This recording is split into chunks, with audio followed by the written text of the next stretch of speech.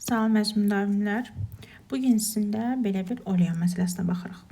250 qram 89,2% sulfat turşusu məhlulu deyirsəm, baxın 250 qram 89,2% nə deməkdir? Yəni 250-nin 89,2% təmiz sulfat turşusudur.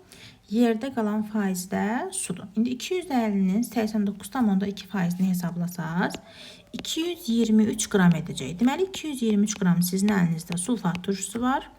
250-dən 223 çıxsa qalacaq burada 27 qram. Deməli 27 qram da bizdə su var imiş.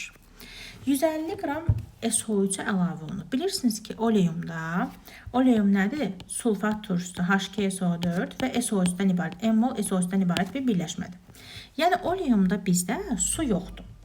O zaman mən buradakı suyu yoxa çıxartmalıyam. Nə olacaq? SO3 su ilə reaksiya daxil olacaq və H2SO4 alınacaq. Burada deməli 80 qram SO3 18 qram su ilə reaksiya girir, 98 qram sulfat turşusu yaradır. Bizdə indi suyu 27 qram götürmüşəmsə, 27 qram suda sizdə 120 qram SO3 ilə reaksiya girəcək və nəticə olaraq 147 qram sulfat turşusu yaranacaq. İndi əvvəl mənim əlimdə 223 qram sulfat turşusu var idi.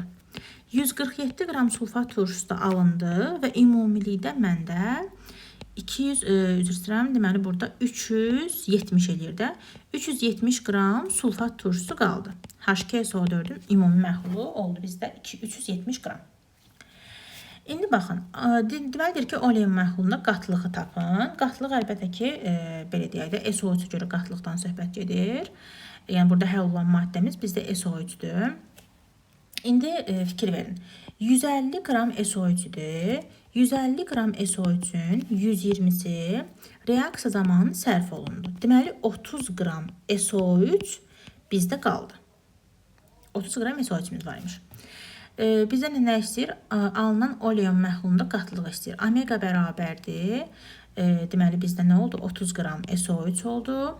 Məhlulumuz da sulfat turşusu, daha doğrusu 370 idi. Bu da bizdə neçə eləyəcək? 370 üstə gəlinsin 30 vur 100-ə. O da 30 bölünsün 400 vur 100, 7,5 etmiş olacaq. Yəni ki, 370 sulfat turşusuydu, 30 da məndə SO3-üdür. Yəni ümumilikdə bizdə 400 məhlulumuz yarandı. Ümumiyyətlə, oleum məsələlərində çalışın ki, suyu SO3 ilə reaksiya salasınız. Çünki oleumda bizdə su yoxdur. Yalnız sulfat turşusu və SO3-dür. Oleum məhlulun qatlığını istəyəndə SO3-ün miqdarını ümumi qarışıq miqdarına bölüb faizlə ifadə etmiş olacaq.